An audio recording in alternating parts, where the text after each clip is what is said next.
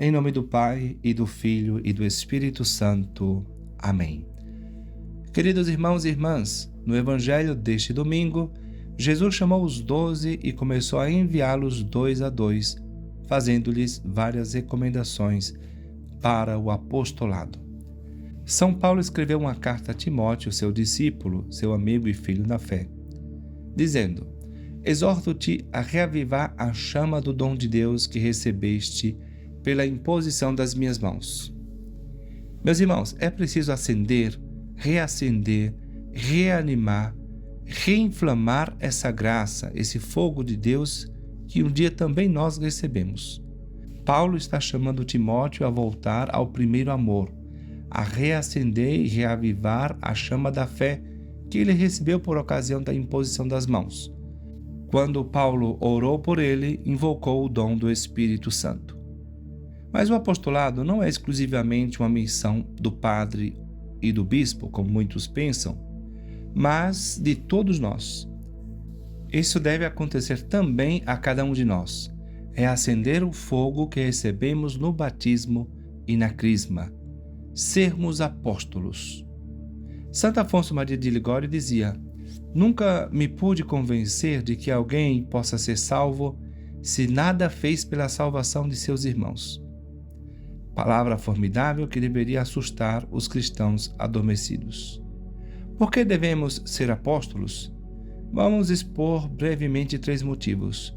Primeiro, o amor de Deus. Aquele que não tem zelo, não tem amor. De acordo com isto, julguemos em que pé se acha o nosso amor a Deus. Deus veio trazer o fogo sobre a terra e seu desejo é propagá-lo. Desse modo, quando se ouve aquele doloroso tenho sede, pronunciado por Jesus expirante na cruz, quando se pensa que Deus amou tanto os homens que para salvar o escravo entregou seu próprio filho, deve-se necessariamente sentir até o fundo das entranhas a dor das almas e o molestar do zelo. Sem isto, não se tem o direito de rezar o ato de caridade. Segundo, o amor ao próximo. Amo meu próximo como a mim mesmo por amor de vós. Esta fórmula que tantas vezes passa descolorida, fria pelos nossos lábios distraídos. Tratemos, pois, de compreendê-la bem e de vivê-la. E o que é então amar o próximo como a si mesmo, se não procurar proporcionar-lhe o único bem necessário, a salvação de sua alma? Terceiro motivo para sermos apóstolos é o preço de uma alma. Conhece-se o valor de uma coisa pelo preço que ela custou. Ora, uma alma custou o preço do sangue de Jesus. E, no entanto, um animal de carga que cai na rua, toda a gente se precipita para levantá-lo. E as almas caem no inferno e ninguém sequer se preocupa com elas.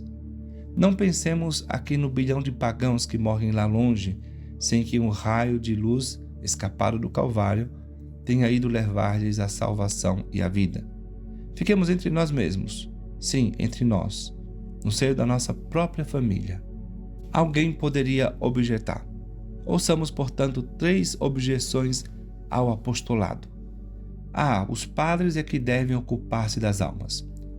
Sim, mas o batismo é o sacerdócio do leigo. Não se tem a fé só para si. Não se tem o direito de sepultá-la numa mortalha, embora alvíssima. Os padres são oficiais da cidade de Deus.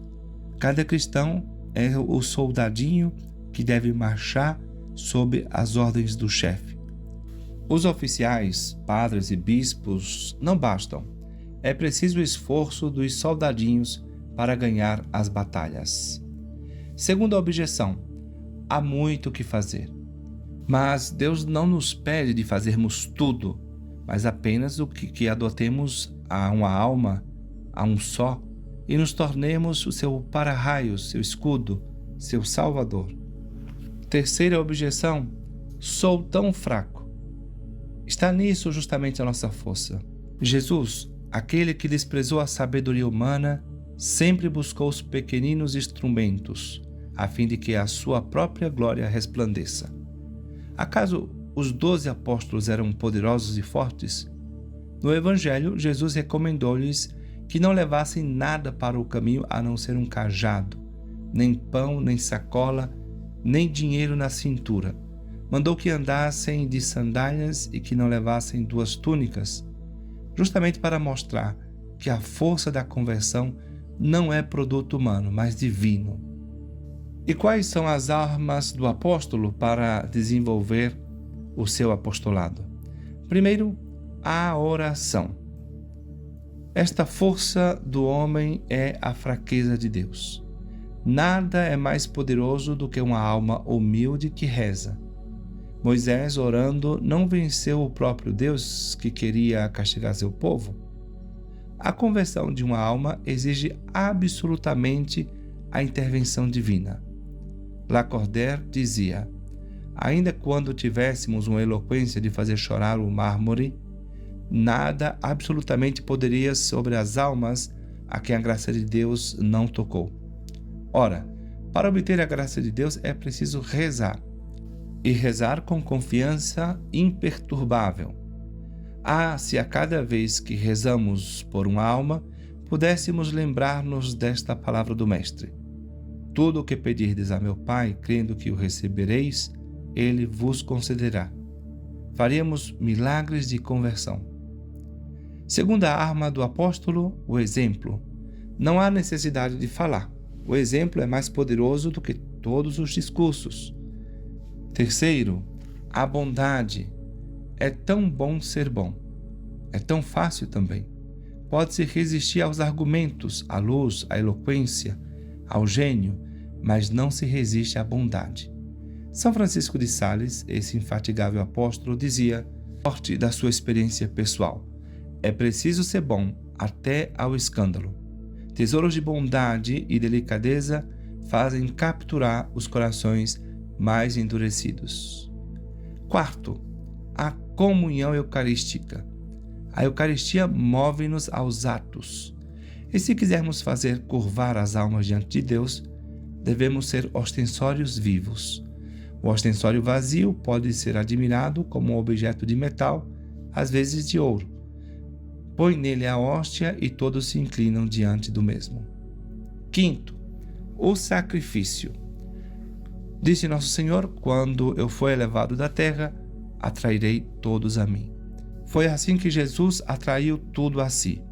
O sacrifício, que tanto repugna a natureza, comove e transforma o coração dos homens. Não há de transformar também o coração de Deus? Quando o sacrifício sobe, a graça sempre desce. Meus irmãos, estamos convencidos da obrigação que temos de cooperar na salvação das almas? Escolhamos uma só, sobretudo na nossa própria família. Agarremo-nos a ela, tudo façamos por ela. Sirvamo-nos das armas do apóstolo. Vamos generosamente até o sacrifício.